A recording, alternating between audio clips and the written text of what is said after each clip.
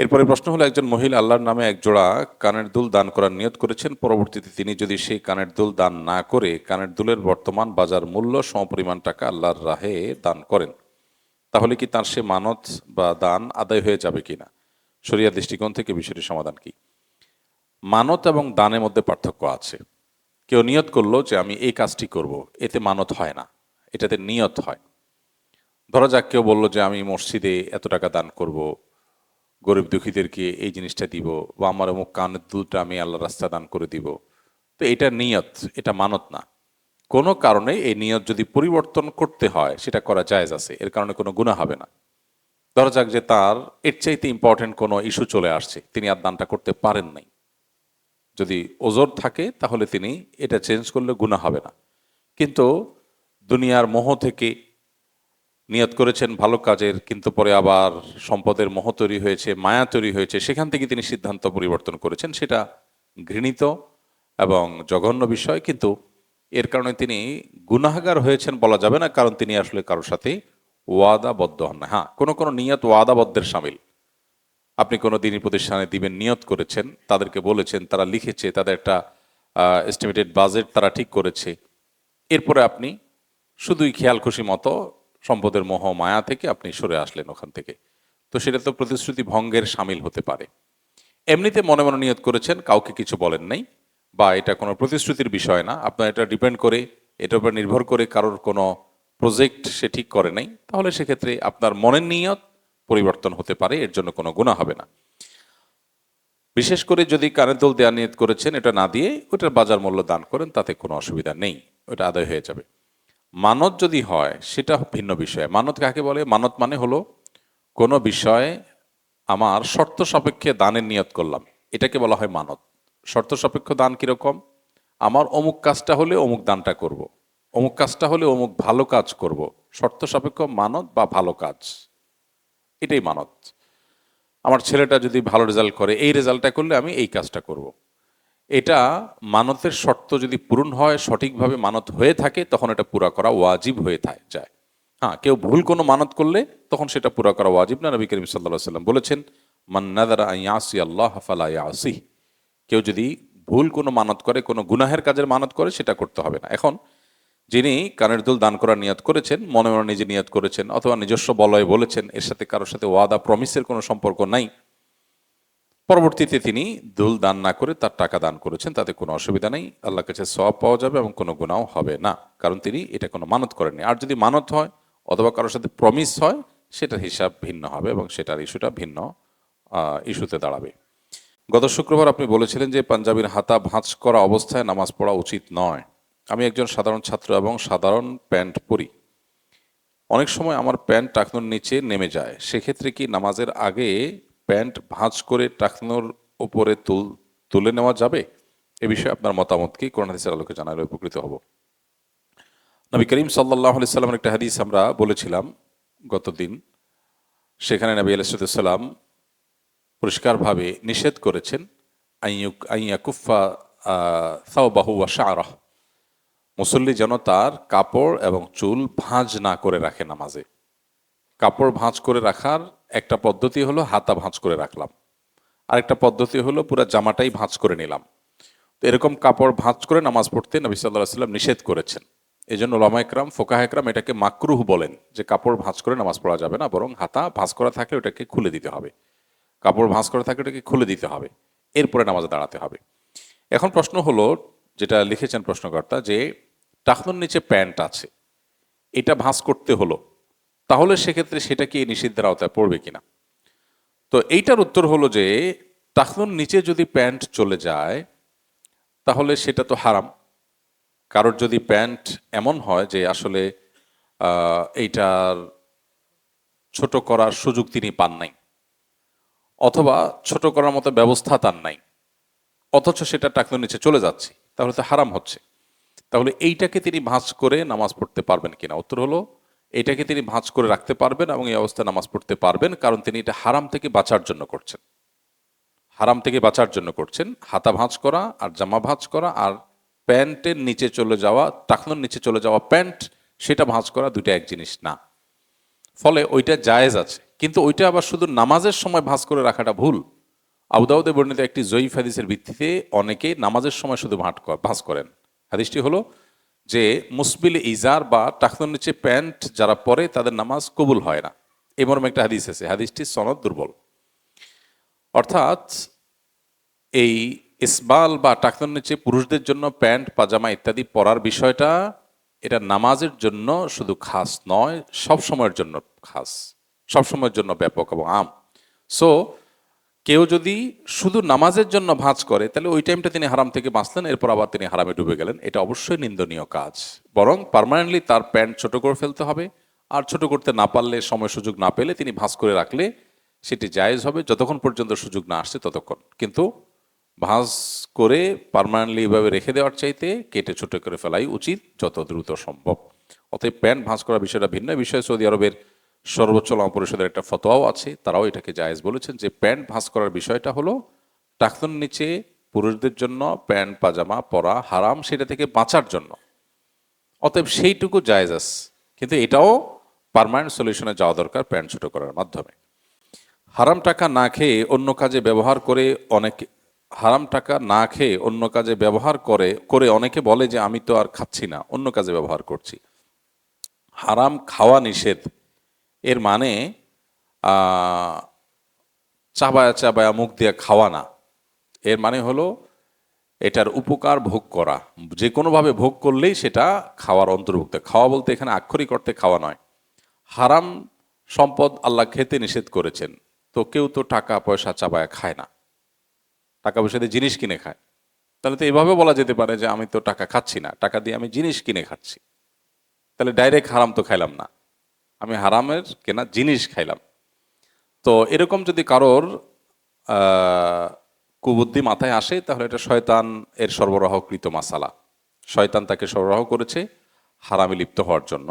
আল্লাহ রাব্বুল আলামিন আমাদেরকে হারাম খেতে নিষেধ করেছেন, এর মানে শুধু আক্ষরিক অর্থে খাওয়া নয়। এবং এটার প্রমাণ আরও বিভিন্ন হাদিস থেকে পাওয়া যায়। নবী করিম সাল্লাল্লাহু আলাইহি সাল্লাম বলেছেন, কোনো ব্যক্তি যখন বাইতুল্লাহ হাজির হয় এবং সে গিয়ে দোয়ায় মাশগুল হয়, তারপরে যা অনেক দূর থেকে এলোমেলো চুল, ধুলোমলিন শরীর এগুলো নিয়ে সে আসে, এসে আল্লাহর কাছে দুহাত তুলে দোয়া করে, অথচ তার দোয়া কবুল হবে কোত্থেকে? কারণ তার শরীর হারাম দ্বারা গঠন হয়েছে, পোশাক আশাক হারাম দ্বারা গঠন হয়েছে। সেই জন্য হারাম খাওয়া শুধু না, পোশাক, শরীর, সম্পদ এগুলোকে হারাম দ্বারা গঠন করাটাও নিষেধ। তাহলে বোঝা গেল শুধু খাওয়া বলতে শুধু মুখ দিয়ে খাওয়া নয়, বরং যতভাবে উপকার ভোগ করা হতে পারে হারামের, সবগুলোই হারাম। অতএব এই জন্য অনেকেই মনে করেন যে ব্যাংক থেকে প্রাপ্ত সুদের টাকা, আবার ব্যাংকের যে প্রসেসিং কস্ট, হ্যাঁ, এলসি বা অন্যান্য ক্ষেত্রে, অথবা অ্যাকাউন্টের যে ম্যানেজমেন্ট কস্ট, অথবা কার্ডের যে ইয়ারলি কস্ট নেয়, ওইটা সুদ থেকেই কেটে দিব। আমি তো আর খাইলাম না, ব্যাংক থেকে নিলাম, ব্যাংকে আবার দিয়ে দিলাম, তো এটা আমার খাওয়াই হলো। কেন হলো? কারণ আমার অ্যাকাউন্টটা ম্যানেজ করার জন্য বা আমার কার্ডটা ম্যানেজ করার জন্য যে ফি তারা নির্ধারণ করছে, আমি মূলত একটা উপকার ভোগ করছি, তার ফি দিচ্ছি। তো ফিটা আমি যখন সুদের টাকা থেকে দিলাম, তখন উপকার ভোগ করে তার বিনিময় দিলাম আমি। একই কথা হলো, ঘুরে ফিরে এটা সুদ খাওয়াই হলো। তো এই জন্য এটা জায়েজ নাই। ফুটপাতে ব্যবসা করা কি হালাল? সাধারণত ফুটপাতে রাস্তা দখল করে দোকান করা হয়, যার ফলে সাধারণ লোকদের যাতায়াতে কষ্ট হয়। আবার বেশিরভাগ ক্ষেত্রে এলাকার নেতাদের কিছু টাকা দিয়ে দোকান নিতে হয়, যে টাকার পরিমাণও একেবারে কম নয়। নবী করিম সাল্লাল্লাহু আলাইহি সাল্লাম বলেছেন, ইয়াকুম ওয়াল জুলুস আলা তারিক, তোমরা রাস্তায় বসবে না, রাস্তায় বসা থেকে তোমরা বিরত থাকবে। রাস্তা দখল করার ব্যাপারে হাদিসের দৃষ্টিভঙ্গি, নবী করিম সাল্লাল্লাহু আলাইহি সাল্লামের নিষেধাজ্ঞা এখান থেকে পরিষ্কারভাবে বোঝা যায়। রাস্তা দখল করে বসা, রাস্তা দখল করে দোকান দিয়ে বসা, সবগুলোই এ হাদিসের আওতায় নিষিদ্ধ। এখন আমাদের দেশে যেটি হয়, রাস্তা দখল করে সেখানে বিভিন্ন ছোট ছোট দোকান হয়। এই দোকানগুলো অনেক গরিব মানুষের জীবিকা নির্বাহের মাধ্যম। তার চাইতে বড় কথা হলো এগুলো বিভিন্ন সিন্ডিকেট চাঁদাবাজদের চাঁদাবাজির মাধ্যম। বিধায় এগুলোর ব্যাপারে সংশ্লিষ্ট কর্তৃপক্ষের দায়িত্বশীল ভূমিকা রাখা দরকার। পৃথিবীর বহু উন্নত দেশেও যে সমস্ত গরিব বা অভাবী মানুষজন আছে, যারা ক্ষুদ্র উদ্যোক্তা, ছোট ছোট বিজনেস আছে, কোনো রকম তারা সামান্য ভাসমান বা ভ্রাম্যমান ব্যবসা প্রতিষ্ঠান খুলে সেখান থেকে তারা তাদের জীবিকা নির্বাহ করে, তাদের জন্য বিভিন্ন জায়গা নির্ধারণ করে দেওয়া, তাদের জন্য বিভিন্ন রকমের ফ্যাসিলিটিস দিয়ে বিভিন্ন বাজার ডেভেলপ করা, এরকম কাজের নজির সারা পৃথিবীর সব দেশেই আছে। কিন্তু বাজারে উঠতে হবে এবং সেটা ফুটপাতে বসতে হবে এবং ওভারব্রিজের উপরে বসতে হবে, এটা তো জরুরি না। এর বিকল্প বহু ব্যবস্থা সংশ্লিষ্ট কর্তৃপক্ষ চাইলে করতে পারেন এবং সেটা করা উচিত। এখন কোনো ব্যবসায়ী যদি এটা করেন, তিনি অবশ্যই নাজায়েজ কাজ করছেন। আর যারা চাঁদার বিনিময়ে তাকে ওখানে বসাচ্ছেন, তারা হলো নাজায়েজ এবং হারাম কাজের, গুনাহের কাজের মহাজনী করছেন, মানে জাহান্নামের দারোয়ানি করছেন, সোজা কথা। তাদেরটা আরো ভয়াবহ। নিরুপায় হয়ে কেউ বসেছেন, তার তো আল্লাহর কাছে একটা বলার জায়গা আছে যে আমি চেষ্টা করেছি, আমার জন্য সমাজ বা রাষ্ট্র কোনো ব্যবস্থা করে নেই, আমি নিরুপায় হয়েছি। যদি কেউ নিরুপায় হয়, বেশিরভাগ ক্ষেত্রে মানুষ আসলে নিরুপায় না। শরিয়ার দৃষ্টিকোণ থেকে নিরুপায়, এটার ডেফিনেশন অনেক জটিল, অনেক কঠিন। এত সহজ না নিরুপায় হওয়া। আমার জান জীবন হুমকির মধ্যে, আমার ফ্যামিলি না খেয়ে মারা যাবে, এই লেভেলের অসুবিধা আজকের বিশ্ব বাস্তবতায় খুব সচরাচর আমাদের সমাজের মতো দেশে অন্তত সচরাচর হয় না। হ্যাঁ, একটু ভালোভাবে চলা যাবে না বা শহরে বসবাস করা যাবে না, হয়তো অনেক ফ্যাসিলিটিস থেকে আমি বঞ্চিত হব। তো এই জন্য এটা ভ্যারি করে মানুষের পরিস্থিতির উপরে। তবে সাধারণ কথা হলো, রাস্তা দখল করতে নবী সাল্লাল্লাহু আলাইহি ওয়াসাল্লাম নিষেধ করেছেন, রাস্তা দখল করে বসতে নিষেধ করেছেন। অতএব রাস্তা দখল করে আমাদের বসা উচিত নয়। আর এর পেছনের যে সমস্ত সিন্ডিকেট বা চাঁদাবাজরা আছে, প্রশাসনের অনেক অসাধু লোকজন, তারাও টাকা পয়সার বিনিময়ে এরকম জায়গাগুলো ভাড়া দেয়। কার জায়গা কে ভাড়া দেয়? জনগণের চলার রাস্তা ভাড়া দিচ্ছে কোনো নেতা, কোনো অফিসার, কোনো পুলিশ কর্মকর্তা বা কোনো অসাধু কোনো ব্যক্তি। তো এগুলোর বিরুদ্ধে, এগুলো আমরা সবাই জানি, ওপেন সিক্রেট। এর চেয়ে নির্লজ্জ বাস্তবতা আর কি আছে যে সবাই জানে, দেখে যে এটার পিছনে একটা মেকানিজম আছে, একটা সিন্ডিকেট আছে, কিন্তু তারা কিভাবে ধরা ছোঁয়ার বাইরে থাকে, কিভাবে তারা আইনের আওতার বাইরে থাকে। আবার সে সমাজে আইনের শাসনের কথা আমাদের পলিটিশিয়ান, আমাদের দায়িত্বশীল পর্যায়ে মানুষদের মুখে কিভাবে মানায়, আমার বুঝে আসে না।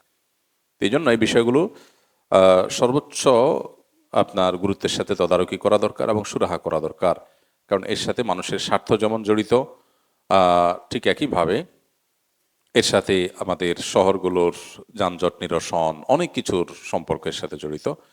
বিধায় এই বিষয়গুলোকে আশা করবো তারা সঠিকভাবে দেখবেন, বিবেচনা করবেন। তবে কেউ যদি সেখানে বসে কেনাবেচা করেন, অভাবে পড়ে, তাড়নায় পড়ে, তারও উচিত বিকল্প কোনো ব্যবস্থা দ্রুততার সাথে করে ফেলা।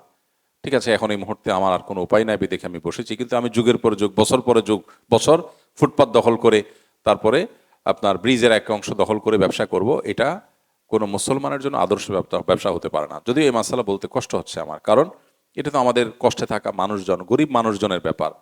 যারা বড় লোক, তারা এর চাইতে বড় আরো জঘন্য বিষয়গুলো অনবরত করছে। আমাদের হয়তো ক্ষুদ্র ব্যবসায়ী ভাইরা মনে করবেন, হুজুর আমরা একটু ছোট্ট একটা জায়গা নিয়ে বসছি, পার্মানেন্ট ভাবে বসি নাই, উঠে যাচ্ছি, আর সরকারি জমি দখল, বেসরকারি জমি দখল করে মাস্তানি মাতবরি এগুলা করে গোটা দেশ দখল করে, ব্যাংক দখল করে খেয়ে ফেলতেছে, সেগুলো নিয়ে আপনারা কিছু বলেন না? সেগুলো নিয়েও বলি, কেউ ছোট অপরাধ করছে, কেউ বড় অপরাধ করছে, সবাই অপরাধী। আল্লাহ তাআলা আমাদেরকে সবাইকেই হারাম থেকে, গুনাহ থেকে বেঁচে থাকার তৌফিক দান করুন। যে বড় গুনাহ করছে তার দায় সে নিবে, তার দায়িত্ব সে ভোগ করবে, আমারটার জন্য আমাকে দায়ী হতে হবে। সো আমি আরেকজনটার দিকে তাকাবো না, বরং সবাইকেই আল্লাহর কাছে জবাব দিয়ে তার জায়গাটা ক্লিয়ার করা দরকার। কে কি বললো এটাতে কিছু আসা যায় না, আমি কিয়ামতের দিন ধরা খাবো কিনা, আল্লাহর কাছে আমি পাকড়াও হবো কিনা, সেটা হলো মূল বিষয়। কেউ যদি বড় অপরাধ করে, সে বড় ধরনের পাকড়াও হবে, অতএব তারটা সে বুঝবে, আমি আমার আখিরাতের চিন্তা করবো ইনশাআল্লাহ। আমার বাবাকে অনেকবার বুঝিয়েছি যে জুয়া না খেলার জন্য, কোরআন শরীফ দিয়ে ওয়াদা করিয়েছি, কিন্তু তিনি তারপর জুয়া খেলেন। আমি মোটরসাইকেল স্কিলে বর্তমানে ভর্তি আছি, আমার ছেলে হিসাবে কি করণীয় বলবেন? বাবা জুয়া খেলেন, সন্তান হিসাবে বাবাকে নিবৃত্ত রাখার জন্য যত রকমের বোঝানোর হতে পারে, সব ধরনের বোঝানোর পাশাপাশি প্রেশারও দেওয়া যেতে পারে। রাস্তা, যেমন টাকার রাস্তা বন্ধ করে দেওয়া, তার কাছে টাকা না দেওয়া। কারণ আল্লাহ তাআলা কোরআনে কারিমে বলেছেন, ওয়ালা তুতুস সুফাহা আমওয়ালাকুম, তোমাদের সম্পদ নির্বোধদেরকে দিবা না, যাদেরকে দিলে তারা বিপথে নষ্ট করবে। যদিও এটা সন্তানদের ক্ষেত্রেই প্রযোজ্য সাধারণত, কিন্তু এমনও যদি হয় যে বাবা এমন, মা এমন যে তাকে টাকা দিলে তিনি মাদক কিনে খাবেন, সেবন করবেন, অথবা জুয়ায় সেটা লাগাবেন, তাহলে সেই মা বাবাকে টাকা না দিয়ে তাদের চলার জন্য যা দরকার সেই জিনিসগুলো দেওয়া যেতে পারে। কারণ ক্যাশ টাকা তো আর চাবাই খাবে না, যেটা দরকার সেটা প্রোভাইড করতে হবে। অর্থাৎ জুয়ার রাস্তাটা বন্ধ করতে হবে। আমাদের এদেশে দিন দিন জুয়ার ভয়াবহতা এমন রূপ পরিগ্রহ করছে যে এইভাবে যদি চলতে থাকে তাহলে এই সমাজ ধ্বংস হওয়ার জন্য আর বেশি কিছু লাগবে না। আল্লাহ রাব্বুল আলামিন কোরআনে কারিমে কয়েকটা জিনিসকে শয়তানের বিশেষ শয়তানি কর্মকাণ্ডের অন্তর্ভুক্ত করেছেন, তার ভিতরে একটা হলো জুয়া। ইন্নামাল খামরু ওয়াল মাইসিরু ওয়াল আনসাবু ওয়াল আজলামু রিজসুম মিন আমালিশ শাইতানি ফাজতানিবু। মাদক, জুয়া এগুলো শয়তানি কর্মকাণ্ড, এগুলো থেকে আল্লাহ তাআলা বিশেষভাবে বেঁচে থাকতে বলেছেন। আমাদের দেশে গত কয়েক বছর আগে ক্যাসিনো কাণ্ডে কত মানুষ রাস্তায় বসে গেছে আমরা জানি। বহু মানুষ চরম দুরবস্থার মধ্যে পড়েছে, বহু লাখপতি কোটিপতি রাস্তার ভিখারি হয়ে গেছে। এরকম ভয়াবহ অবস্থা আমাদের দেশে হয়েছে এবং আমরা দেখেছি সেটা। এরপরেও জুয়ার এই চক্র বন্ধের কোনো চেষ্টা বিশেষভাবে লক্ষ্য করা যাচ্ছে না, অথচ উল্টাটা হচ্ছে। আমরা এর আগেও বলেছি, বিশেষ করে বিভিন্ন খেলাধুলার উপরে ভর করে, ক্রিকেট হোক ফুটবল হোক, এগুলোকে ঘিরে যে আসর হয়, বিভিন্ন আসর এবং টুর্নামেন্টকে ঘিরে যে পরিমাণ জুয়া আমাদের দেশে বিস্তার লাভ করছে, একজন সামান্য সচেতন মানুষেরও কপালে ভাঁজ পড়ার কথা। অনেক টেলিভিশন চ্যানেল নিয়মতান্ত্রিকভাবে রেজিস্ট্রেশন নিয়ে গভর্নমেন্ট থেকে যারা সম্প্রচার কার্যক্রম করছে, তারা পর্যন্ত খেলাধুলার ফাঁকে ফাঁকে জুয়ার অ্যাডভার্টাইজ দিচ্ছেন। এবং আমাদের দেশে অ্যাডসেন্সের মাধ্যমে যারা বিভিন্ন উপার্জন করছেন, তাদের ভিডিওতে কন্টেন্টের মধ্যে এই সমস্ত জুয়ার বিভিন্ন সাইটগুলার অ্যাপগুলোর অ্যাডভার্টাইজ দেধারসে দেওয়া হচ্ছে, যেন দেখার কেউ নেই। ঠিক একইভাবে বিশ্বকাপ ফুটবলকে ঘিরে গ্রামে গঞ্জে বড় বড় মনিটরে খেলা দেখার যে কালচার আমাদের সমাজে ডেভেলপ হয়েছে, আমরা লক্ষ্য করেছি যে এই কালচারের পেছনেও অনেক এলাকাতে পরিষ্কারভাবে জুয়া জড়িয়ে আছে। দেখা যাচ্ছে বড় স্ক্রিনে খেলা দেখছে, হয়তো কিছু লোক খেলাই দেখছে, কিন্তু একটা অংশ ওই খেলা দেখছে যারা, তাদের মধ্যে তারা আসলে জুয়া খেলছে, বাজি ধরছে কোন দল জিতবে হারবে, এটার উপর ভিত্তি করে কেউ রাস্তার ভিখারি হয়ে যাচ্ছে, কেউ মা বাবার সম্পদ চুরি করে এনে জুয়া খেলছে, কোনো কোনো ছাত্রের ছাত্র জীবন শেষ হয়ে যাচ্ছে।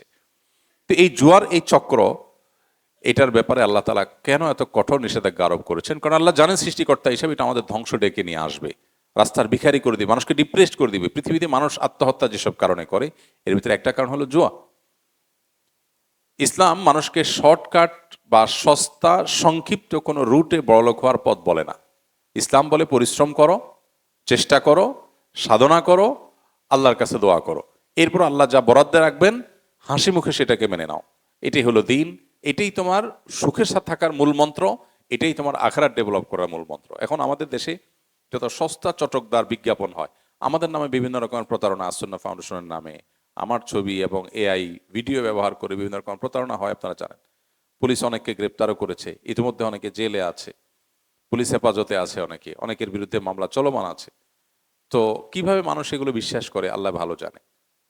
খুব সহজে যে ভাই মাত্র 1,000 টাকা ইনভেস্ট করবেন এবং আপনি অল্প সময়ের মধ্যে 5,000 টাকা ব্যাক পাবেন। এত সহজ দুনিয়া, এত সস্তা দুনিয়া, কেন আপনি এত সস্তায় এত সহজে বড়লোক হওয়ার চিন্তা করতেছেন কেন? একটু পরিশ্রম করেন, একটু খাটাখাটনি করেন, খাটাখাটনি করতে রাজি না। তো জুয়া হলো সেই রকম জিনিস, যেটা আর্থসামাজিক উন্নতির পিছনে কোনো ভূমিকা নাই, মানুষকে ধ্বংস ডেকে আনে। এই জন্য আল্লাহ তাআলা এটাকে হারাম করেছেন। আমাদের উচিত এটা থেকে বেঁচে থাকা। এখন কারোর বাবা যদি এটাতে আক্রান্ত হয়, কারোর ভাই যদি আক্রান্ত হয়, তাদের বিরুদ্ধে যদি অর্থকড়ি বন্ধ করে দেওয়া হয়, তাতে তারা মনোকষ্টও পায়, তাতে কোনো গুনাহ হবে না সন্তান হিসাবে, সেটুকু করতে হবে। আর যদি আমার হাতে নিয়ন্ত্রণ না থাকে, বরং তার টাকা দিয়ে সে জুয়া খেলে, তাহলে সেক্ষেত্রে মুরব্বিদেরকে দিয়ে বোঝানো, বিভিন্নভাবে চাপ তৈরি করা, পারিবারিকভাবে সামাজিকভাবে, এটা সন্তান হিসাবে আমরা করব। এরপরে যদি তাকে নিয়ন্ত্রণ করা না যায়, তার দায়ভার আল্লাহর উপরে ছেড়ে দেবো আমরা ইনশাআল্লাহ। আমার প্রশ্ন হলো, মুসলমান হয়েও কি কেউ অন্য ধর্ম নিয়ে গবেষণা করতে পারে? মুসলমান হওয়ার পর যদি অন্য কোনো ধর্ম নিয়ে কেউ গবেষণা করতে চায়, সেটা করতে পারে, নির্ভর করে তার উদ্দেশ্য কি এবং সেটার জন্য সে উপযুক্ত ব্যক্তি কিনা। কারণ কেউ যদি সাপ ধরে, বিষাক্ত সাপ ধরে তার বিষ দিয়ে মেডিসিন তৈরি করতে চায় বা কোনো উপকারী কিছু করতে চায়, তাহলে তো এ বিষয়ে তাকে এক্সপার্ট হতে হবে, না হলে সে ভালো কিছু করার উদ্দেশ্যে করতে গেলেও উল্টা বরং বলে সে নিজেই শেষ হয়ে যাবে। ঠিক একইভাবে একটা ছোট বাচ্চা যদি ছুরি দিয়ে কিছু কাটতে চায়, তো ছুরি দিয়ে কিছু কাটার আগে তার হাতই কেটে ফেলতে পারে। এই জন্য একজন মুসলমান অন্য ধর্ম সম্পর্কে পড়াশোনা করবেন, গবেষণা করবেন, কম্পারেটিভ রিলিজনের উপরে পড়াশোনা করবেন, এটার উপরে প্রথম শর্ত হলো তার নিয়তটা কি। তার নিয়ত যদি হয় ইসলামের শ্রেষ্ঠত্ব এটাকে প্রমাণ করা, দাওয়ার জন্য সেটা করে, তাহলে ঠিক আছে।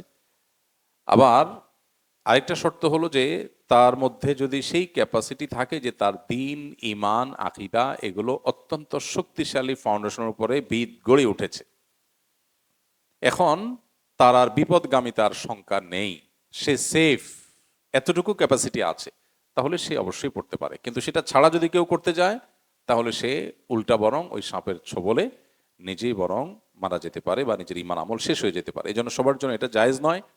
এবং এত উদার হওয়ার সুযোগ ইসলামে রাখা হয় নাই, যত উদার হলে আপনি যা খুশি তা করবেন। আসলে পৃথিবীতে যা খুশি তা করার মতো স্বাধীনতা কারোরই নেই।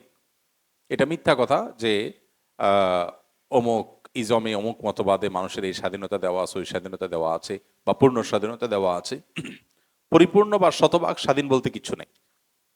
প্রত্যেকটা মানুষ নিয়ন্ত্রিত, কোনো দেশের সংবিধান দ্বারা নিয়ন্ত্রিত, বিচার বিভাগ দ্বারা নিয়ন্ত্রিত, আইন দ্বারা নিয়ন্ত্রিত, কেউ আল্লাহ তাআলার আদেশ নিষেধ দ্বারা নিয়ন্ত্রিত। সবাই নিয়ন্ত্রিত, নিয়ন্ত্রণের বাইরে পৃথিবীতে কোনো মানুষ নেই। মানুষ যা খুশি তা করবে এরকম কোনো সিস্টেম পৃথিবীর কোনো সমাজে কোনো মানুষের জন্যই নেই। এখন কেউ নিয়ন্ত্রিত মানুষের প্রচলিত আইন সংবিধান দ্বারা, আর কেউ নিয়ন্ত্রিত আল্লাহ রাব্বুল আলামিনের আদেশ নিষেধ দ্বারা। পার্থক্য এতটুকু, সবাই গোলাম। কেউ আল্লাহর গোলামের গোলাম, কেউ সৃষ্টিকর্তার গোলাম, আর কেউ সৃষ্টিকর্তার গোলামদের গোলাম। পার্থক্য এটা, কে কোনটা চুজ করবে তার ব্যাপার। তো এই জন্য আহ, আমাদের অতি উদারতার সুযোগ নেই, বরং আমার দিন ইমান যদি মজবুত হয়ে যায় তারপর আমি অন্য বিষয়ে জানতে পারি, অন্যদের ধর্ম সম্পর্কে জানতে পারি, এবং সেটার ফলে আমার ইমান আরো মজবুত হবে, আমি মানুষকে দাওয়ার কাজে সেটা ব্যবহার করতে পারবো, সেই জন্য ঠিক আছে। আমার 20 বছর বয়সে আমি একটি প্রেম করি, মেয়েটা আমাকে ভালোবাসতো, কিন্তু দুই ফ্যামিলি বিয়েতে রাজি হয়নি। তারপর মেয়েটিকে অন্য জায়গায় বিয়ে দিয়েছে তারা। এখন আমার 28 বছর, কিন্তু আমার বিয়ের প্রতি আর আগ্রহ নাই। আমি আপনার স্কিলে আছি, বিয়ে না করা ইসলামে শরীয়ত অনুযায়ী কি বলবেন প্লিজ। দেখুন, এইরকম এই কাছাকাছি প্রশ্ন এর আগে অনেকবার আমাদের কাছে আসছে। যেহেতু আমাদের স্কিলের কোনো ছাত্র লিখেছেন প্রশ্ন, এই জন্য এটা আবার রিপিট করছি উত্তরটা। এর আগে বহুবার আমরা এই প্রশ্ন উত্তর দিয়েছি কাছাকাছি প্রশ্নের। কেউ যদি কারোর সাথে হারাম সম্পর্ক করে তো এটা তো অন্যায়, গুনাহের কাজ। গুনাহের কাজ করার পর যদি আবার কোনো কারণে তাকে হারাতে হয়েছে, বিয়ে করতে পারে নাই, তো মনের দুঃখে বিয়ে না করার মতো নির্বুদ্ধিতা, এর মতো বোকামি আর কিছু হতে পারে না। কারণ যেই লোকটাকে বিয়ে করার জন্য প্ল্যান করেছেন আপনি, সেই লোকটা আরেকজনের সাথে বিয়ে বসে সুখে শান্তিতে আছে। তো আপনার উচিত তাকে দেখায়া 4টা বিয়ে একসাথে করা, যে তুমি যদি একটা করে থাকতে পারো আমার ছাড়া, তো আমার সমস্যা কি। তুমি যদি তুমি যদি আমারে ছাড়া অন্য কোথাও বিয়ে করে সুখে শান্তিতে থাকতে পারো, তো আমি তোমার চেয়ে আরো বেশি পারি। আমি রং জায়গায় ছিলাম সেটা আমি বুঝলাম, এখন আরো শুকরিয়া আদায় করবো আরো বেশি। আলহামদুলিল্লাহ, আমি ভুল জায়গায় ছিলাম, আল্লাহ আমারে বাঁচাইছে, আল্লাহ আমারে বাঁচাইছে। অজায়গায় ছিলাম, আমি যদি বিয়ের পরে ধরাটা খাইতাম, আগে ভাগে আল্লাহ আমাকে বাঁচাই দিছে। শুকরিয়া আদায় করে তাড়াতাড়ি বিসমিল্লাহ পড়ে বিয়ে করে ফেলা উচিত। এখন অভিমান করে সে সুখে শান্তিতে সংসার করে যাচ্ছে, জীবন যাপন করে যাচ্ছে, আর আমি বোকার মতো বলতেছি 28 বছর হয়ে গেছে, 38 বছর হয়ে গেছে, আমি আর বিয়ে করব না, আমি মরে যাব, আমি শেষ হয়ে যাব। তো এটার মতো বোকামি, এটার মতো পাগলামি আরেকটা হতে পারে না। বুঝে আসছে কথা? এই জন্য এই জায়গায় সংশোধনী আনা উচিত। মানুষ আল্লাহর অবাধ্যর পথে যখন যায় তখন নানাবিধ অশান্তি শুরু হয়। এই জন্য দেখবেন ওই যে হারাম যত সম্পর্ক আছে, এই সম্পর্কগুলো করার পর মানুষের মধ্যে অস্থিরতা বাড়ে। এই জন্য যে অবৈধ সম্পর্ক এবং হারাম প্রেমের যত গান আছে, এই সবগুলোতে দেখবেন চলে গেলাম, মরে গেলাম, বাঁচাতে পারবে না কেউ, শেষ হয়ে যাব, আমি আমি মরে যাব। তো কপাল পোড়া, মরার রাস্তায় তো গেছো, তুমি বাঁচবা কিভাবে? বাঁচা এত সোজা? গেছো তুমি মরার রাস্তায়, তো তোমার মুখ দিয়ে তো ওইটাই বাইর হবে যে আমি বলবো না, মরে যাব, আমি শেষ হয়ে যাব। তোমার আল্লাহ নিষেধ করছে ওইদিক যাইও না। এখন যা দেখতেছো জ্বালা পোড়া শুরু হয়ে গেছে, তো জ্বালা পোড়া তো হবেই, গেছেই তো জ্বালা পোড়ার পথে মিয়া। বৈধভাবে হালাল ভাবে বিয়ে শাদী করো, তোমার জ্বালা পোড়া হবে না, প্রশান্তি হবে। আল্লাহ কোরআনে বলেছেন, আদম আলাইহিসসালামের জন্য হাওয়াকে সৃষ্টি করেছেন, মানুষের জন্য, পুরুষদের জন্য আর স্ত্রীকে সৃষ্টি করেছেন কেন? লিতাসকুনু ইলাইহা, তার কাছে গেলে প্রশান্ত হয়ে যাবে, আর হারাম জায়গা গেলে অস্থির হয়ে যাবে, পেরেশানি হয়ে যাবে। এই দেখছেন অশান্তি শুরু হয়ে গেছে, গুনাহ করছেন, অশান্তি শুরু হয়ে গেছে। এখন উচিত হলো তওবা করা এবং দ্রুত বিয়ে করা। এর বাইরে আরেকটা জিনিস আছে আমাদের দেশে এখন, বিবাহ ফোবিয়া। গোটা দুনিয়াতে এটা আছে, আমাদের দেশে নতুন করে, কারণ আমরা নতুন পাগল, অন্যরা পুরান পাগল। আল্লাহর অবাধ্য হওয়ার ক্ষেত্রে তারা আমাদের চাইতে সিনিয়র, আমরা এখন মুসলমানরাও তাদের মতো হওয়া ধরছি। এখন বিয়ের আগে ইটিস পিটিস করে একটু স্বাভাবিক হওয়ার চেষ্টা, একটু কি বলে তথাকথিত বোঝাপড়ার চেষ্টা। আরে কিসের বোঝাপড়া, দাঁড়ায় পানের জায়গা পান না ভাই। বিয়ের আগে বলে যে বোঝাপড়া না হলে একটা হঠাৎ একটা মানুষের সাথে কেমনে থাকে। সেকুলার পাড়াতে এটা খুব পপুলার একটা কথা, যে বিয়ের আগে একটু আধটু উঠা বসা, কাছে যাই, ঘেসি, বসি, দড়ি মাছ না চুই পানি, এরপর আস্তে আস্তে বিয়েতে যাই। হঠাৎ করে বলা নাই কোয়া নাই, শুধু একটা দেখা সাক্ষাতের পরে বিয়ে হয়ে একটা লোকের সাথে কিভাবে থাকে।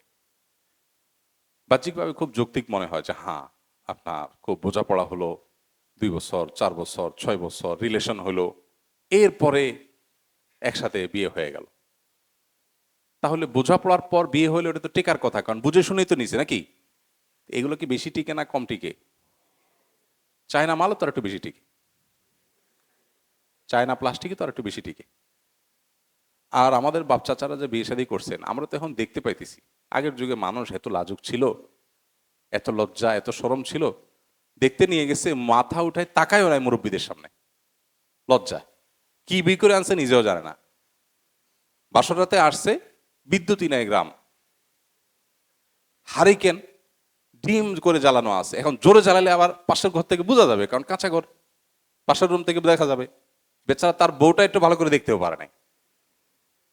এই বউ নিয়ে সংসার করছে 60 বছর, 70 বছর, 80 বছর টিকে গেছে। জাপানি মালও এত টিকে না, এইরকম টিকে টিকে গেছে। এখন শয়তান বুদ্ধি দিছে কি, না না না না, আগে একটু বোঝাপড়া দরকার আছে। আল্লাহর বিধানের বাইরে যে যাবে তার কপালে জ্বালা পড়া ছাড়া আর কিচ্ছু হতে পারে না। শান্তি শুধু আল্লাহর বিধানের মধ্যেই আছে। অতএব বিবাহ ফোবিয়া যেটা আজকে পৃথিবীতে তৈরি হয়েছে, খুব ভয়াবহ একটা বিষয়। মানব সভ্যতা হুমকির মধ্যে পড়তে পারে যদি এই বিবাহ ফোবিয়া এভাবে টিকে থাকে। কারণ সাংসারিক এই বিধি ব্যবস্থা যদি পৃথিবীতে টিকে না থাকে, মানব সভ্যতা টিকে থাকাটা কঠিন হবে।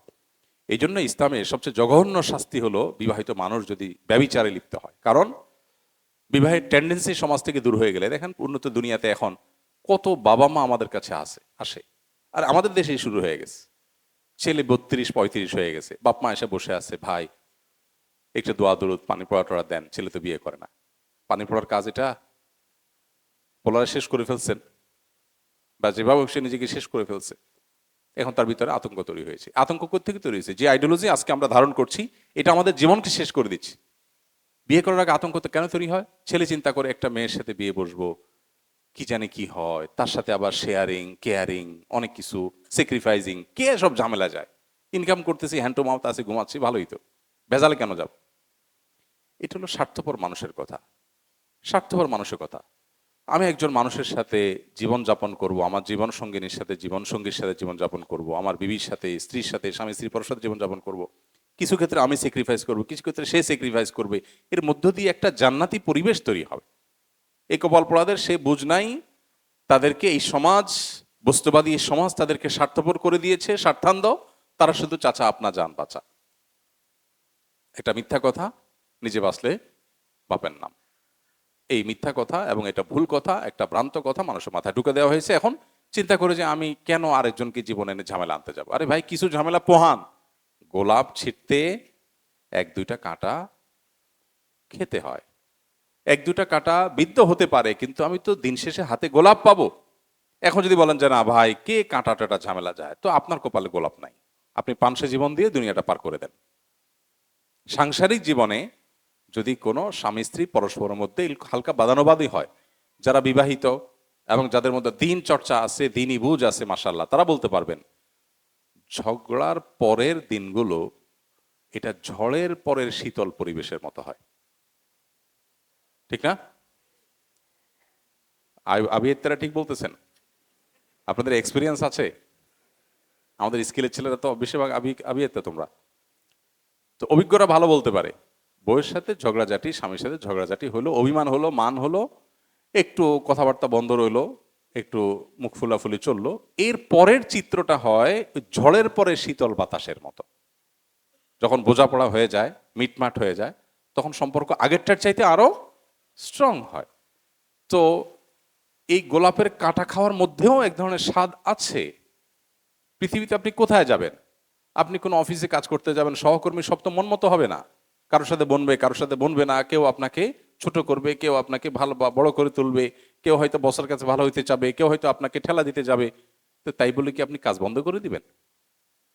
তো এই যে অতি স্বার্থপর হয়ে যাওয়া, অতি নিজেকে নিয়ে ব্যস্ত হয়ে থাকা, এটা কোনো ভালো কালচার না। এই কালচারটাই আজকে বিবাহ ফোবিয়া আমাদের সমাজে তৈরি করেছে। মেয়েদের ক্ষেত্রেও সেম। 25-30 হয়ে গেছে, বিয়ের কোনো না খবর নাই, বাপ মা বললেও বিয়ে করতে চায় না, তার বিয়ের প্রতি কোনো আগ্রহ নেই। নবী করিম সাল্লাল্লাহু আলাইহি সাল্লাম বলেছেন, তাযাওয়াজু, তোমরা বিবাহ করো, বিবাহ করো। শুধু বিবাহ করো তা বলে নাই, আল ওয়াদুদ আল ওয়ালুদ, সেই ফ্যামিলিতে বিয়ে করো যেই ফ্যামিলিতে বাচ্চা কাচ্চা বেশি হওয়ার কালচার আছে, বাচ্চা কাচ্চা বেশি হয়। এর আগে বলছিলাম যে আমাদের এক বন্ধু আছে, নিউ ইয়র্কে থাকে। সে তার কথা এটা, মানে এটা আমার কথা না, জাস্ট তার কথাটা একটু অভিনব, সেজন্য বললাম। সে বলতেছে যে আমি ওসিয়ত করে যাচ্ছি আমার 2টা মেয়ে আছে, এদেরকে বিয়ে দিতে, যেই ফ্যামিলিতে অনেক ছেলে মেয়ে আছে ওই ফ্যামিলিতে যেন বিয়ে দেওয়া হয়। 1-2টা বাচ্চা আছে এরকম ফ্যামিলিতে যেন আমার মেয়েটাকে বিয়ে দেওয়া না হয়, এটা আমি আমার ফ্যামিলির সবাইকে ওসিয়ত করছি। আমি বেঁচে থাকলে তো আমি করবো, আমি মরে গেলে যেন এটা খেয়াল করা হয়। তাই আমি বললাম যে সবাই তো উল্টাটা চায়, আপনি এটা কেন চাইলেন? সবাই চায় যে সিমসাম ফ্যামিলি, মাত্র 1-2 জন, দেবর ভাবি খুব বেশি নাই, যা ঝামেলা নাই। তো ভদ্রলোকের উত্তরটা হলো, উনি বলতেছে, ভাই, কারোর আল্লাহ সন্তান দেয় না এই জন্য কম হয়েছে, তারটা এক্সেপশন, তারটা ভিন্ন। কিন্তু কেউ প্ল্যান করে সন্তান কম নিছে, 1টা বা 2টা, 2টি সন্তান হলে যথেষ্ট না, কি জানি, 2টির বেশি, 2 সন্তানের বেশি নয়, 1টা নিলে, আর না নিলে আর ভালো হয়। দুনিয়ার মিথ্যা কথাগুলোর ভিতরে একটা হলো, সারা পৃথিবীতে মানে অত্যন্ত জনপ্রিয় মিথ্যা কথাগুলোর মধ্যে একটা হলো ছোট পরিবার, সুখী পরিবার। এর চেয়ে বড় মিথ্যা কথা আল্লাহ জমিনে খুব কম আছে। আহা, আপনি চিন্তা করেন জীবনের শেষ মুহূর্তে, বার্ধক্যে আছেন, আপনি শুয়ে আছেন অসুস্থ বিছানায়, চারপাশে 5-6টা ছেলে মেয়ে, তাদের নাতিপুতি সহ 30-40 জন আপনাকে ঘিরে আছে। দৃশ্যটা কেমন হবে? আর আরেকটা দৃশ্য চিন্তা করুন তো, আপনি বিছানা শুয়ে আছেন বেডে, অসুস্থ হয়ে বৃদ্ধ অবস্থায়, ছেলেটা কানাডা, মেয়েটা আমেরিকা, আছেই 2 পিস, 2জন 2 দেশে, ভিডিও কলে বলতেছে আব্বু হাই। এটা দেখার পরে মানসিক অবস্থা কি হবে? ভাবসাব হবে, ঠিক আছে, মানুষে গল্প দিবেন যে ছেলেটা কানাডায় থাকে, মেয়েটা আমেরিকায় থাকে, ওয়াহ, শুনতে পশপশ লাগবে, ভেতর দিয়ে ত্রাস শুরু হয়ে যাবে। যার কষ্ট সে বুঝে। সন্তান কাছে নাই, নাতিপুতি বছরকে বছর ও ভিডিও কলে একটু দেখে, এটা যে কি জ্বালা, কি কষ্ট, এটা বেশিরভাগ মানুষই বোঝেন না। এই জন্য দিন আমাদেরকে দিন আমাদেরকে বলেছে আমরা যেন কোরআন এবং হাদিসের কাছে সমর্পণ করি, এর মধ্যেই কল্যাণ আছে। অতএব ওই ভদ্রলোক বলতেছিলেন যে যেই ফ্যামিলিতে বাচ্চা কাচ্চা অনেক কম, বাচ্চা কাচ্চা অনেক কম, এবং তারা একটা হলো আল্লাহ কম দিছে, তারা চেষ্টা করছে হয় নাই, সেটা ভিন্ন কথা, কিন্তু ইচ্ছাকৃত বাচ্চা কাচ্চা কম নিছে। তো এটা ওনার বক্তব্য, শুনতে একটু শ্রুতিকটু হতে পারে, আপনারা অন্যভাবে নেবেন না, আমার বক্তব্য না, বাস্ট কথাটা বিবেচনার যোগ্য। তিনি বলতেছেন যে তার মানে এই লোক ছোট লোক, এটা বেশি বড় কথা হয়ে গেছে। আমি তার কথার সাথে পুরোপুরি সাধারণভাবে বলার সাথে একমত না, বাট আমি বলি কথাটা, যে সে বলছে লোকটা, কারণ হলো যে আল্লাহর রিজিকের ব্যাপারে তার বিশ্বাস নাই, ভরসা নাই, সে চিন্তা করে যে সন্তান বেশি হলে ঝামেলা।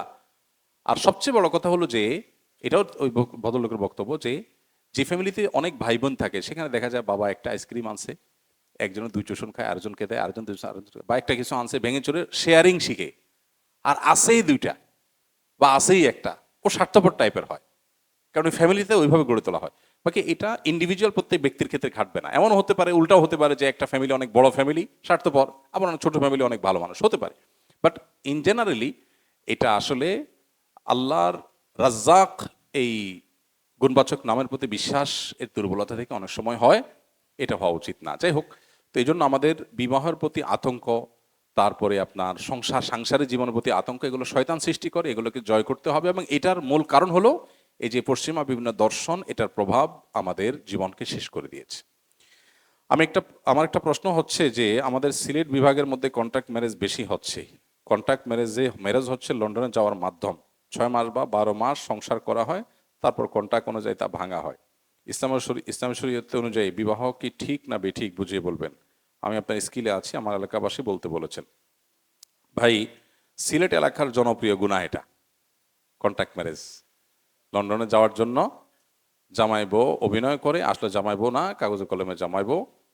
ওখানে যাওয়ার পরে সবাই যার যার রাস্তা ধরে, শুধু বর্ডার ক্রস করা, ইমিগ্রেশন ক্রস করা পর্যন্ত এই তামাশা করা হয়। এটা বিবাহের নামে তামাশা এবং নাজায়েজ কাজ, সম্পূর্ণভাবে নাজায়েজ কাজ। শরীয়তের দৃষ্টিকোণ থেকে যদি প্রস্তাব সম্মতি দুজন সাক্ষীর উপস্থিত হয়ে যায়, তাহলে বিয়ে হয়ে যাবে। এরপরে স্বামী স্ত্রী হিসাবে সকল হক, সকল পাওনা পরস্পরের প্রতি এটা প্রযোজ্য হবে।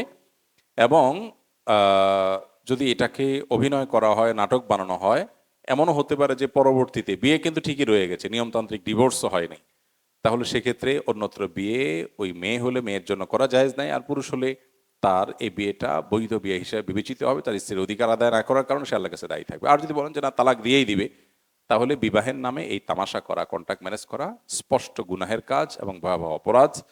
এটা কোনো অবস্থাতে জায়েজ নয়। আমার বয়স এখন 26, আমি প্রায় 11 বছরের বেশি সময় ধরে হস্তমৈথুনের মতো খারাপ কাজে লিপ্ত। আমার 4 মাস হলো এই কাজ থেকে নিজেকে বিরত রেখেছি।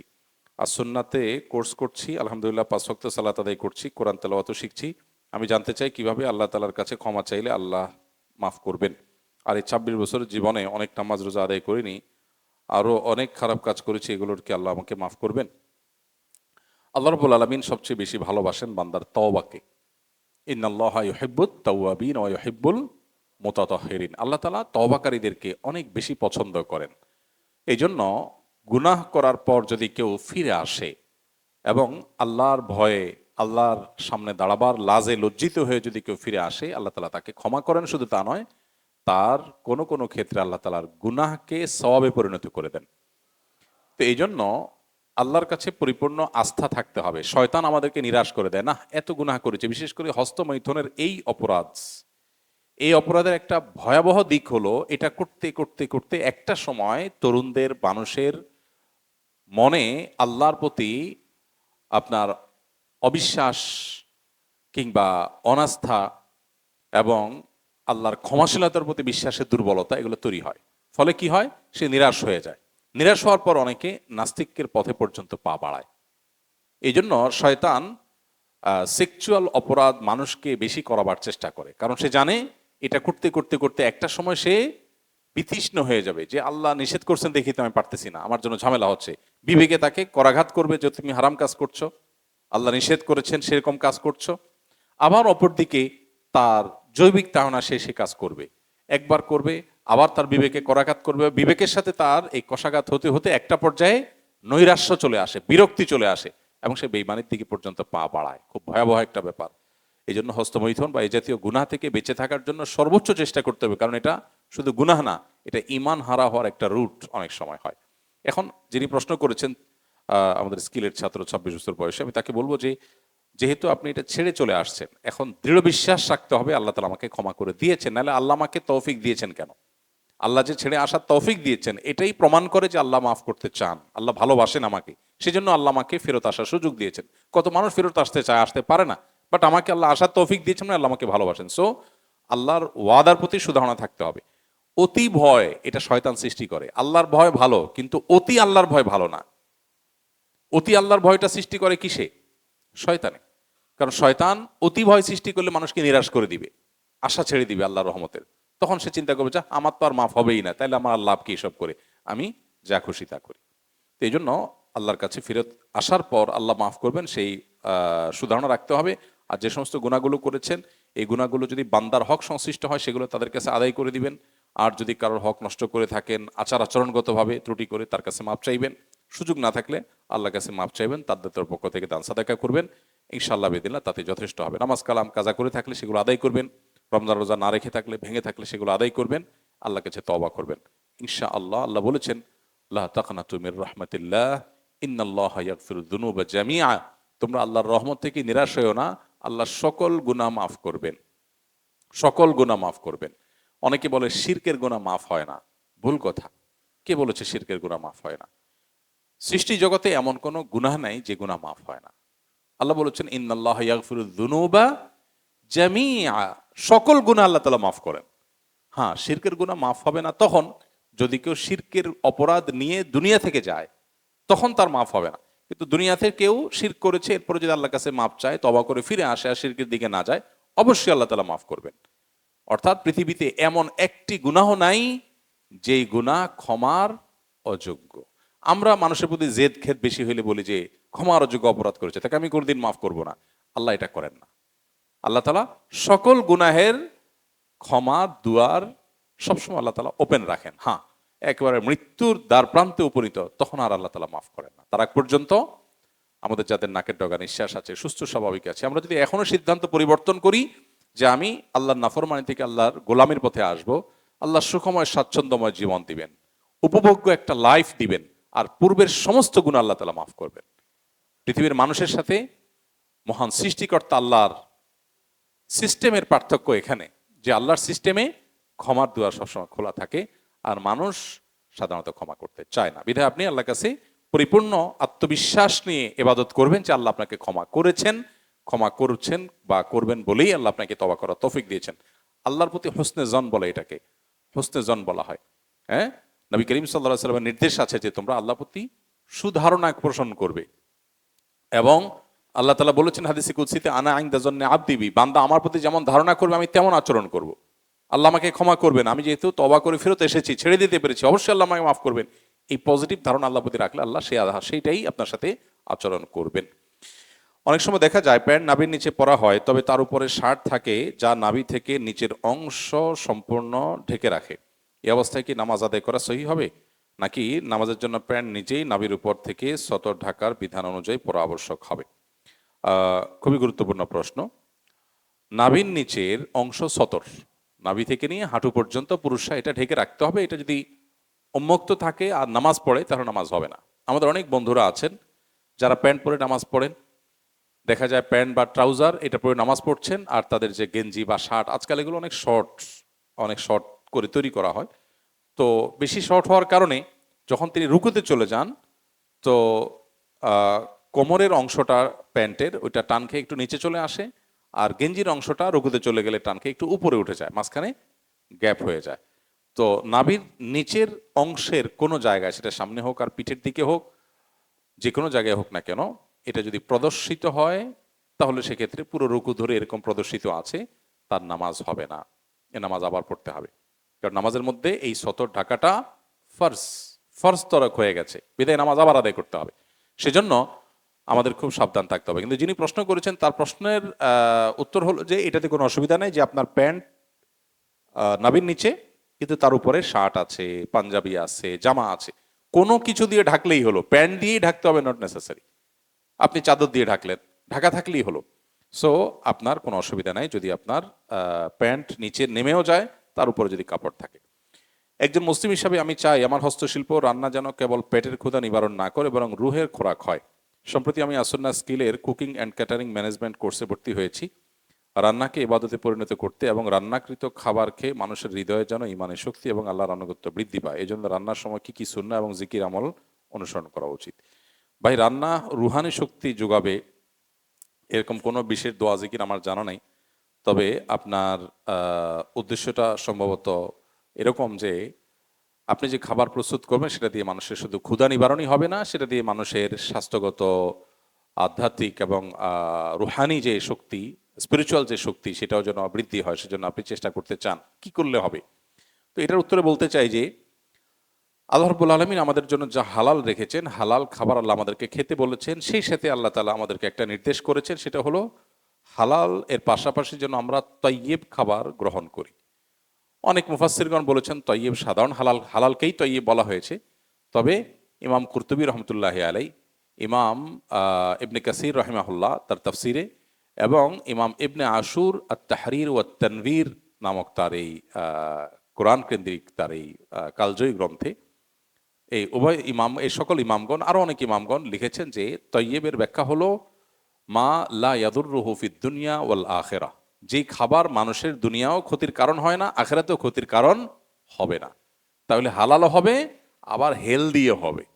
এই খাবার আল্লাহ আমাদেরকে খেতে নির্দেশ করেছেন। অতএব আপনি একজন কুকিং অ্যান্ড ক্যাটারিং ম্যানেজমেন্ট কোর্সের স্টুডেন্ট হিসাবে আমি আপনাকে বলবো, আল্লাহ আপনাকে যখন তৌফিক দিবেন, আপনি রান্নাবাড়া করবেন, মানুষের খাবারের ব্যবস্থা করবেন, লক্ষ্য রাখবেন খাবারটা যেন স্বাস্থ্যসম্মত হয়, পরিচ্ছন্ন হয়, মানুষ দেখেন আপনি কি করেন। মানুষ যখন আপনি কিচেনে রান্না করেন তখন সবাই প্রতিটা মুহূর্তকে দেখতে পায় না। আল্লাহর ভয়টা তখন গুরুত্বপূর্ণ একটা ব্যাপার, যে আমি আল্লাহর ভয় যদি থাকে তাহলে এটাকে পরিচ্ছন্ন করছি কিনা, পরিষ্কার করছি কিনা, স্বাস্থ্যসম্মত রাখছি কিনা, অস্বাস্থ্যকর কিছু দিচ্ছি কিনা, এটা গুরুত্বপূর্ণ। অস্বাস্থ্যকর কিছু যদি আমরা খাই তাহলে আমরা ক্ষতিগ্রস্ত হব। আল মুমিনুল কওয়ি আহাব্বু ইলাল্লাহি মিনাল মুমিনিদ যায়ীফ, নবী সাল্লাল্লাহু আলাইহি ওয়াসাল্লাম বলেছেন সবল মুমিন আল্লাহর কাছে দুর্বল মুমিনের চাইতে বেশি প্রিয়। খায়রুন ওয়া আহাব, দুর্বল মুমিনের চাইতে সবল মুমিন শ্রেষ্ঠ এবং প্রিয় বেশি আল্লাহর কাছে। এখানে ইমানের দিক থেকে সবল হওয়া যেমন আপনার লক্ষণীয় এবং উদ্দেশ্য, ঠিক একইভাবে শারীরিকভাবেও সমর্থবান থাকা উদ্দেশ্য। কারণ শারীরিকভাবে সমর্থন না হলে তো আমি দাঁড়িয়ে নামাজ পড়তে পারবো না, সঠিকভাবে রুকু সিজদা করতে পারবো না।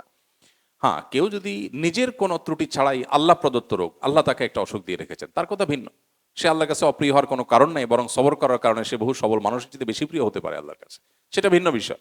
কিন্তু আমি উল্টাপাল্টা খাইলাম, খেয়ে অসুস্থ হয়ে গেলাম, ডায়াবেটিস বানালাম, বিভিন্ন রোগ আমার তৈরি হয়ে গেল, তো এটার জন্য আমি আল্লাহর কাছে অপ্রিয় থাকবো। কারণ আল্লাহ তাআলা ফিজিক্যালি আনফিট মানুষের তুলনায় যে ব্যক্তি সুস্থ সবল থাকার জন্য সচেষ্ট ছিল, প্রয়োজনীয় উদ্যোগ নিয়েছে এবং ফিট থেকেছে, সে আল্লাহর কাছে বেশি প্রিয়। কারণ তার ফিটনেস ইবাদতের জন্য কাজে লাগবে, তার ফিটনেস জিহাদের জন্য কাজে লাগবে।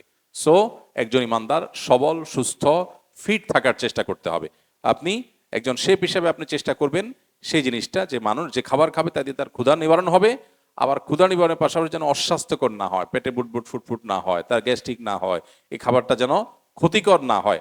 আখিরাতে ক্ষতিকর হবে যদি হারাম হয়, আর দুনিয়াতে ক্ষতিকর হবে যদি অস্বাস্থ্যকর হয়। এই জন্য আল্লাহ আমাদেরকে নির্দেশ করেছেন আমরা সেই খাবার গ্রহণ করার চেষ্টা করব যে খাবারে দুনিয়াতেও ক্ষতির কারণ হবে না, আখিরাতেও ক্ষতির কারণ হবে না। আর সেই দিকটা বিবেচনা করে যদি আমরা ফুড গ্রহণ করি, ফুড ভ্যালুকে যদি আমরা এই দুইটা ক্রাইটেরিয়া বিবেচনা করি, তাহলে ইনশাআল্লাহ দুনিয়াও সুন্দর হবে, আখিরাতও সুন্দর হবে। আজ আমরা বিশেষ করে জাঙ্ক ফুডে এত বেশি আক্রান্ত, মানে জাঙ্ক ফুডের নেশা এত বেশি আক্রান্ত আমরা, যে আমাদের কাছে এখন বার্গার, পিৎজা, তারপরে সমুচা, চানাচুর, তারপরে যা আছে এগুলো আমাদের সবচেয়ে প্রিয়। আমাদের পোলাপানের কাছে সবচেয়ে প্রিয়। পোলাপান এখন কাঁঠাল খাইতে চায় না, আম খেতে চায় না, বার্গার খেতে চায়। রুচি কি ভালো হয়েছে না নষ্ট হয়েছে? নষ্ট হয়ে গেছে। সে মনে করতেছে সে স্মার্ট হয়েছে। অনেক বাবা মা আবার গর্ব করে বলে, না না, আমটা আমি সব খায় না, আমার বাচ্চা বার্গার খায়, বার্গার খায়। মানে ওনার বাচ্চা অনেক স্মার্ট আর কি। ওনার বাচ্চা যে অসুস্থ, ও বাচ্চার যে সোদবোধ নাই, সেন্স নাই, এটা উনি বুঝেনি না, যে ফুড ভ্যালু বিবেচনা করতে পারে না, কোন খাবার তার জন্য ভালো সেটা বুঝতেছে না, খেয়ে ধ্বংস হচ্ছে আর গ্যাস্ট্রিকের ওষুধ খাচ্ছে। আর আমরা একের পর এক ধ্বংস হচ্ছি, আমাদের খাদ্য শেষ হয়ে যাচ্ছে, পুরা সাপ্লাই চেইন পুরাটাই বরবাদ হয়ে গেছে। আজকেই দেখতেছিলাম যে আমাদের দেশে প্রতি বছর শুধু কেমিক্যাল আমদানি করা হয় $6 বিলিয়ন, 72 থেকে 75,000 কোটি টাকার, 72 থেকে 75,000 কোটি টাকার কেমিক্যাল বাংলাদেশে প্রতি বছর আমদানি করা হয়। এবং ডেইলি স্টার বলতেছে এটা প্রতি বছর ইয়ারলি 10 থেকে 15% বাড়তেছে। অর্থাৎ এটা অচিরেই 6 থেকে 8 বিলিয়ন US ডলারের দিকে চলে যাচ্ছে। এই কেমিক্যাল এনে আমরা খেতে দিচ্ছি। এটা শুধু খেতেই ব্যবহার হয় তা না, এটা টেক্সটাইলে ব্যবহার হয়, বিভিন্ন ক্ষেত্রে ব্যবহার হয়। কিন্তু বিশেষ করে আমাদের খেতে খামারে যে কীটনাশক দেওয়া হয়, কৃষকরা এখন 15 বার 17 বার থেকে কেউ কেউ 20-30 বার পর্যন্ত আপনার কীটনাশক স্প্রে করে।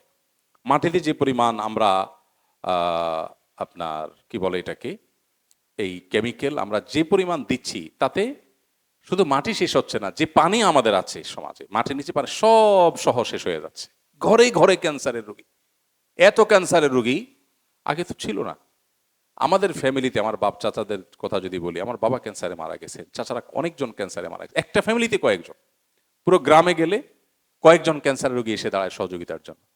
ঘরে ঘরে ক্যান্সার হয়ে গেছে, ঢাকা, ঢাকার বাইরে, শহরে, গ্রামে, সব জায়গায় হার্টের রোগী এত বাড়া বাড়ছে। তারপরে আপনার কি বলে এটাকে, কিডনির পেশেন্ট এত বাড়া বাড়ছে যে আমার এক ডাক্তার পরিচিত, কিডনি ডাক্তার, উনি বললেন যে ভাই, আমাদের বাংলাদেশে যতগুলো কিডনি ডায়ালিসিস মেশিন আছে কোনোটারই স্লট খালি নেই, স্লট খুব কম মেশিনের খালি থাকে, এই পরিমাণ পেশেন্ট দিন দিন বাড়তেছে। তো এই বিষয়গুলো দেখার যেন কোনো লোক নাই। গোটা দেশের সমস্ত মাটি পানি সবগুলোকে বিষাক্ত করে ধ্বংস করে সে বিষে আমরা নিজেদেরকে শেষ করে ফেলবো। এই জন্য যেন আমরা সবাই ঐক্যবদ্ধ হয়েছি। আল্লাহ তাআলা আমাদেরকে হেফাজত করুন। আল্লাহর সৃষ্টি এবং প্রকৃতিকে ধ্বংস করার এই নীল নকশা, এটা বিরুদ্ধে আমাদের প্রত্যেকটা মানুষের কাজ করা দরকার, দাঁড়ানো দরকার।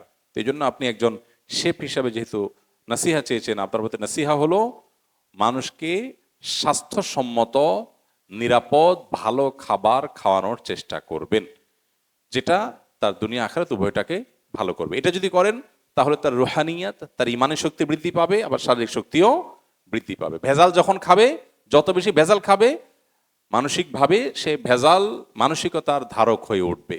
আর যত বেশি পিওর খাবে, যত বেশি ভালো খাবে, সেটারও একটা পজিটিভ প্রভাব তার মধ্যে পড়বে, হালাল হওয়ার পাশাপাশি নির্ভেজাল হওয়া। আল্লাহ আমাদেরকে তৌফিক দান করুন।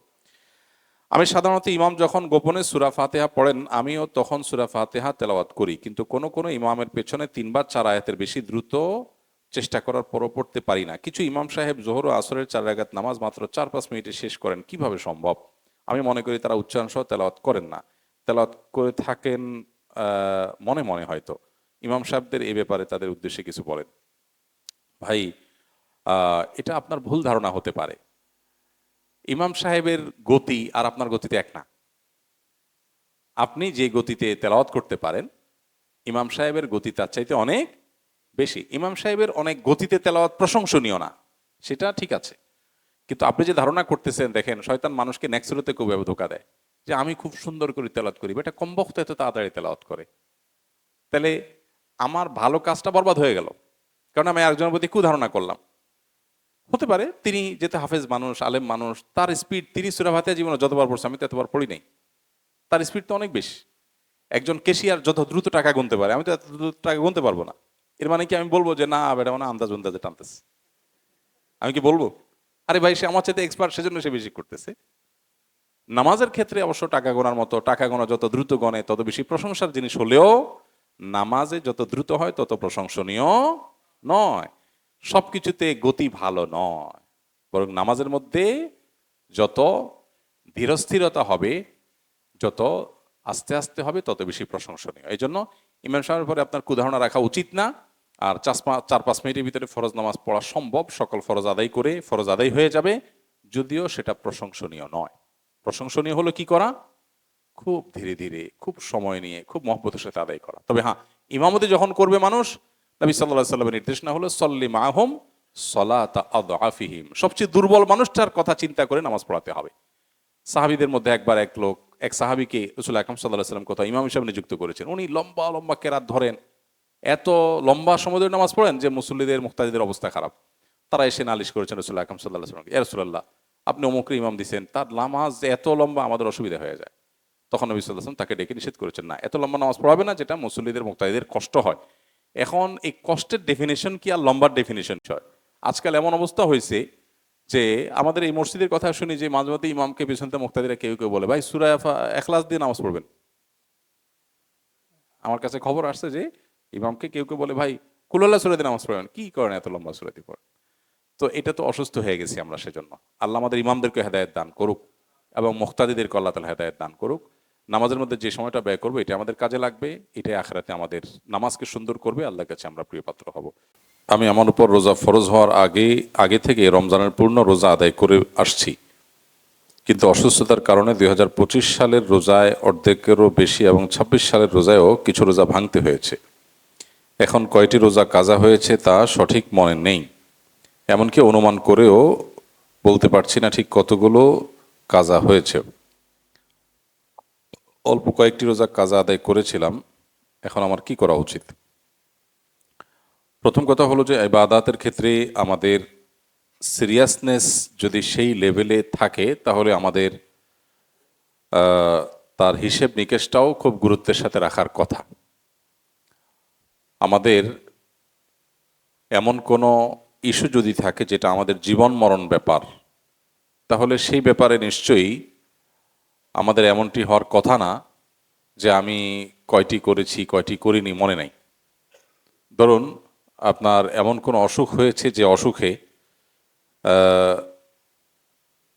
আপনাকে ডাক্তার এমন কিছু ঔষধ সাজেস্ট করেছে যে ওষুধের উপরে আপনার ট্রিটমেন্ট নির্ভর করে এবং এই ট্রিটমেন্টটা আপনার বাঁচা মরার মতো বিষয়।